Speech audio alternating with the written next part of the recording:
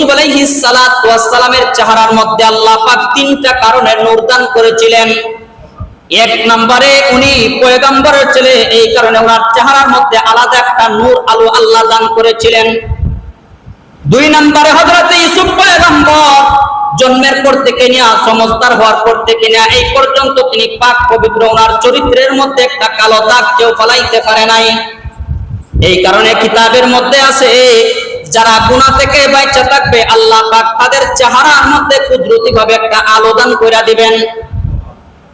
তিন নম্বরে কিতাবের মধ্যে আছে হযরত ইউসুফ আলাইহিস সালাতু ওয়াস সালাম যেহেতু ভবিষ্যতের পয়গম্বর হবেন, এই কারণে নবুয়তের একটা নূর আল্লাহ পাক হযরত ইউসুফ পয়গম্বরের চেহারার মধ্যে আল্লাহ দান করে দিয়েছিলেন।